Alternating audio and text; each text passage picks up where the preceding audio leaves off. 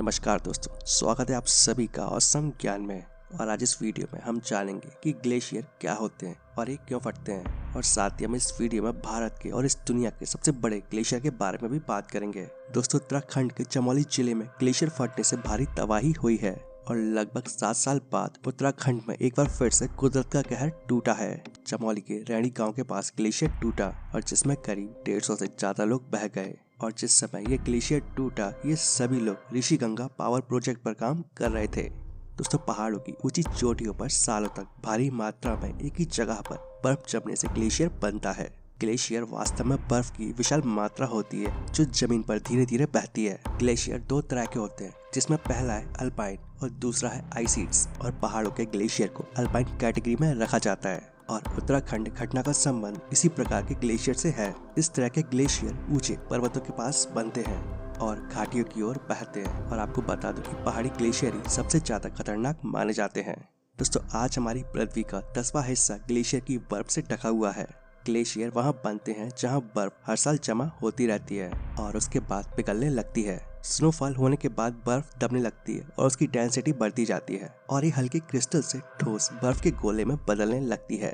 और फिर से जो नई बर्फ गिरती है वो इसे और नीचे दबाने लगती है और ये और कठोर और घनी हो जाती है, जिसे फिर्न कहते हैं। और इस प्रोसेस में ठोस बर्फ विशाल मात्रा में जमा हो जाती है और इस प्रेशर की वजह से ये बिना ज्यादा टेम्परेचर के ही पिघलने लगती है और अपने ही वजन से बहने लगती है। दोस्तों, ग्लेशियर अपने आप में उतने खतरनाक नहीं होते जितने कि दूसरे हालात उन्हें खतरनाक बना देते हैं, लेकिन फिर भी ये धीमी गति से बहने के बावजूद काफी ज्यादा शक्तिशाली होते हैं और एक बड़े पत्थर की तरह अपने रास्ते में आने वाली हर चीज को कुचल देते हैं। और इनके आगे जंगल, पहाड़ों के किनारे ये सब कुछ भी नहीं होते हैं।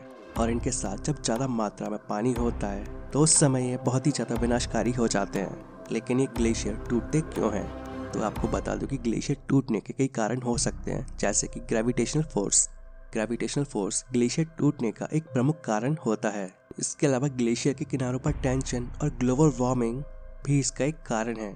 ग्लोबल वार्मिंग की वजह से ग्लेशियर की बर्फ तेजी से पिघलने लगती है और जिस वजह से ग्लेशियर टूटने लगता है।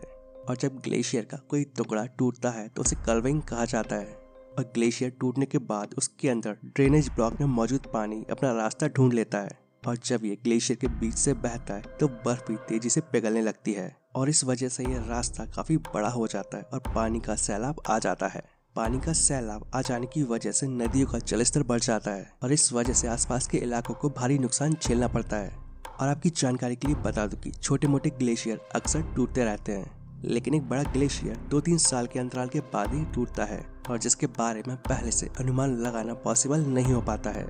दोस्तों, ये ग्लेशियर कई लिहाज से उपयोगी भी होते हैं क्योंकि ये शुद्ध पानी के एक बहुत बड़े और रिलायबल सोर्स होते हैं और ये बहुत ही उपजाऊ मिट्टी देने वाले भी माने जाते हैं।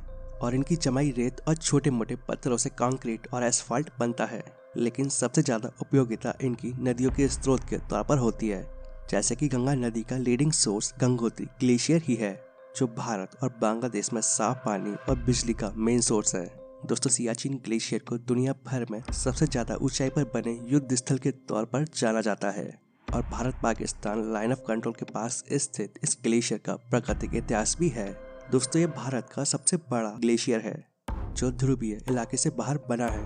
दोस्तों, अंटार्कटिका का थ्वाइट्स ग्लेशियर दुनिया का सबसे बड़ा और सबसे खतरनाक ग्लेशियर माना जाता है और एक ग्लेशियर समुद्र के अंदर कई किलोमीटर की गहराई में डूबा हुआ है और इस ग्लेशियर की अंदरूनी चौड़ाई लगभग 468 किलोमीटर है। ये ग्लेशियर समुद्र के अंदर एक विशालकाय दैत्य की तरह फैला हुआ है। थ्वाइट्स ग्लेशियर का क्षेत्रफल 1,92,000 वर्ग किलोमीटर है और इतना विशाल ग्लेशियर जब पिघलेगा तो सारी दुनिया में तबाही मच जाएगी। और दोस्तों, सबसे हैरान करने वाली बात यह है कि इस ग्लेशियर के पिघलने की शुरुआत हो चुकी है। नासा के वैज्ञानिकों की माने तो इस ग्लेशियर के अंदर छेद हो रहे हैं और इस ग्लेशियर में एक इतना बड़ा छेद हो चुका है जो अमेरिका के मैनहट्टन शहर का 2/3 है।